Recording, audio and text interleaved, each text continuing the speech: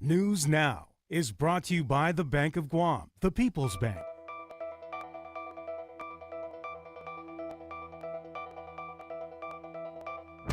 From the Pacific News Center in Hagåtña, Guam, here's Clint Ridgell and Janella Carrera with Betsy Brown and Roselle Romanes.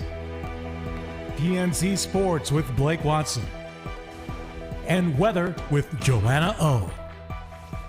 With your news now.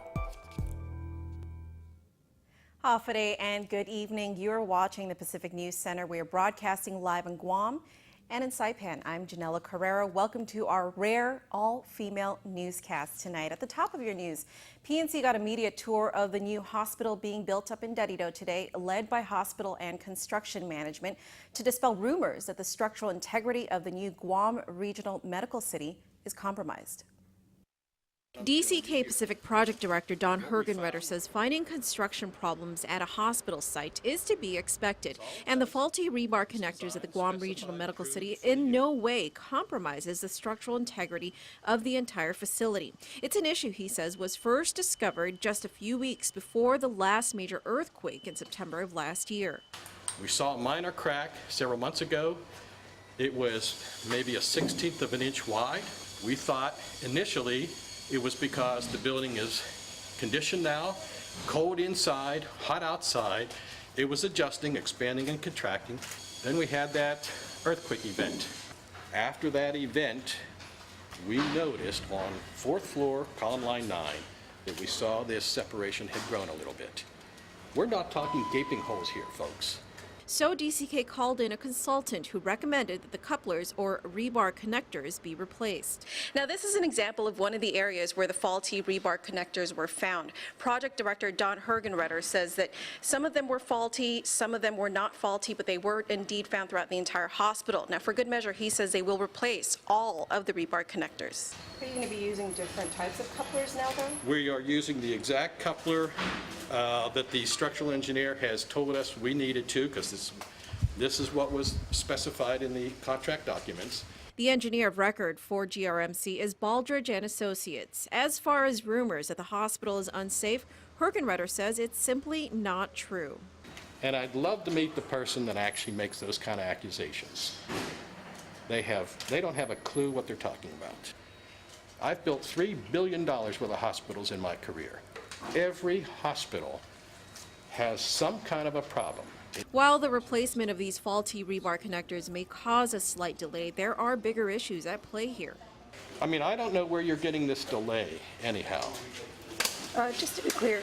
I mean, to my knowledge, no one, and Gloria can speak for herself, no one has ever reported an opening date. Is that correct? Well, we were told 2014 fall, and then we were told end of 2014, and now we're being told the first quarter of 2015. So that sounds like a delay to me. Well, I would ask the owner or whomever told you that.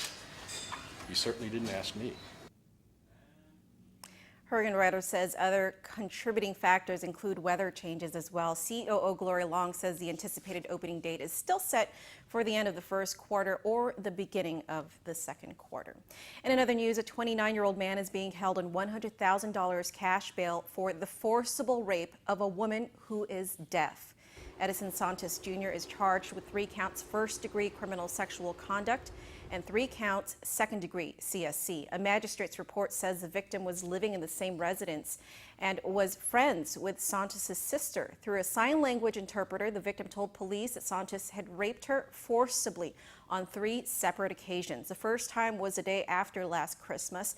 The second time was in January 23rd, and the third time was yesterday morning. She told police that they all happened when the two were home alone, and all 3 times were forceful. The victim says they usually started with Santos making hand gestures, signaling he wanted to have sex. He would then hold the victim down on the floor and rape her.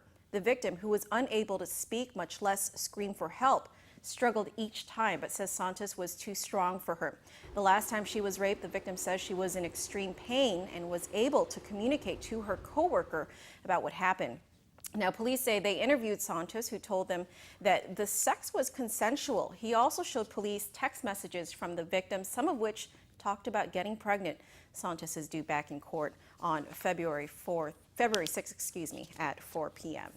And in other court news, the man accused of abducting 2 boys and sexually assaulting one of them is an employee of the Department of Public Health and Social Services. Public Health Director James Gillen confirms for PNC that Jesus Remigio F. Olivar is employed as a licensed practical nurse at one of the community health centers. Gillen says Olivar has been employed at Public Health since April of 2012. He could not disclose what, if any, personnel action would be taken against him since it is a personnel matter. Olivar is accused of abducting 2 11-year-old boys from a local park after scoping out the place. 2 other boys were able to escape and call for help. They were able to describe the vehicle their friends got into, and this description helped police find the suspect. Now, police say when they interviewed Olivar, he admitted to taking the boys, but he claims the 2 boys got into his car on their own.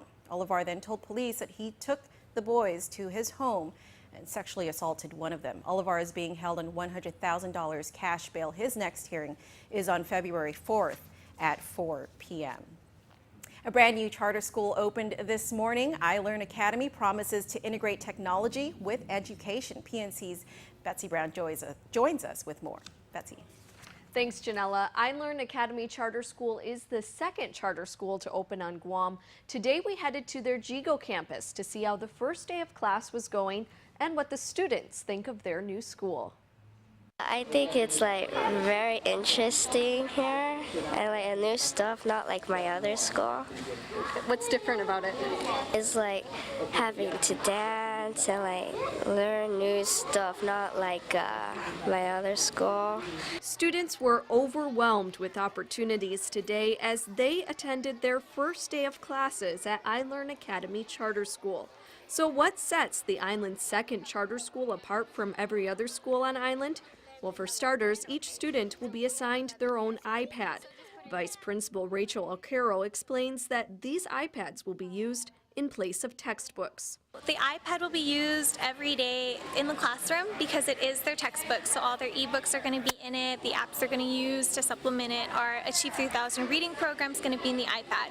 So when they're in a classroom, they'll be using it every day to read their books, figure out their problems, but they will still be writing on the side. And already on their first day, students were introduced to robotics, which will be an everyday part of their education. Critical thinking, how to work in a group, math skills, and just being able to build, so engineering as well. What we'll find is in the curriculum, how we're going to do it is we're going to pose a task for the kids to find a solution to, and then they'll build it using the robotics or the Legos that are going to be given to them. Alcaro says Lego robotics will teach students critical thinking skills as well as math. And the students have their own educational expectations as well. What do you think you're going to learn by using robots every day? Engineering. Okay, do you want to be an engineer when you're older? Sure. iLearn Academy Charter School planned to cap enrollment at 358 students, but only about 100 are enrolled so far. Alcaro says registration will be open until the end of the week. For more information, you can visit their campus in Jigo. All right, thanks, Betsy. If you took the kids to Disneyland over the Christmas break, you might have brought home more than just memories. Your visit with Mickey Mouse might mean measles. According to Public Health, the Centers for Disease Control are looking at a multi-state measles outbreak that started in California, specifically within the California Disney properties, Disneyland and Disney California Adventure between December 17th and 20th of 2014. The CDC report issued earlier this month tracked 52 cases of measles in California, Washington, Oregon, and 3 other states. No reports from Guam, but Public Health urges parents and doctors to be on the lookout for the symptoms, which include 3 or more days of high fever, cough, runny nose, and pink eye. Parents are also encouraged to review immunization records for all of their children, especially toddlers and infants. And now we go to PNC's Roselle Romanes. She'll tell us more about the Guam Memorial Hospital's renovation plans for their new maternity ward. Roselle? The governor signed the contract for Guam Memorial Hospital to make the much-needed renovations to their maternity ward. With his signature, the hospital can now move forward with their design phase. Earlier today, I spoke with OBGYN Dr. Tom Shea, and he tells us his plans for the new facility. Being shuffled from room to room during childbirth will soon be a thing of the past at the Guam Memorial Hospital, with Governor Eddie Calvo signing off on the contract to renovate the hospital's outdated maternity ward. New labor delivery and recovery rooms are now being planned. OBGYN Dr. Tom Shea, who spearheaded the campaign for a new maternity ward, says it's time to start the first phase of the project, designing. We're going to design it out to make sure that this is clinically relevant to what we need. And we're definitely going to need the room. We're definitely going to make sure that it's upgraded to the standards. Eventually, you're going to see a brand new labor and delivery, a brand new postpartum ward, and a brand new nursery. Dr. Shea says after the design phase, that's when construction begins. We anticipate that's going to be about 8 labor delivery rooms. And we'd like to have at least 4 LDRPs, labor, delivery, recovery, and postpartum. And we're looking at maybe 14 to 15 postpartum rooms. And there'll be call rooms, and there's also be a brand new nursery. Bill 393 was signed into law last year, allowing Gov Guam to borrow up to $7 million for the improvements through a line of credit, a direct loan, or an alternative financing option. But is that enough? Allocate about $7 to $9 million, and I think we're going to use that wisely, and it should be good. I'm looking forward to completion, and hopefully we can get this off the ground. Construction phase in May, but at latest June that we should break ground. Dr. Shea says GMH has one of the best maternity, labor, and delivery staff, and this renovation will only add to their morale. You know, giving birth is a special experience, and we want to make sure that when they come to Guam Memorial Hospital, their experience is going to be top-notch. Rosel Romanes, PNC News. All right, thanks, Rosel. So you might be wondering, where are all the PNC boys? Remember I said that we had an all-female newscast? Well, they're not here. I'm just kidding. Blake Watson is here, and he tells you what's ahead in sports. Hey, sports not too far away. Sports, you know, where they do manly things. Not really, though, because girls play sports, too. And today, it's all about the girls. We feature the girls in the sports report, just like our newscast as a whole. Looking good, ladies. See you in sports.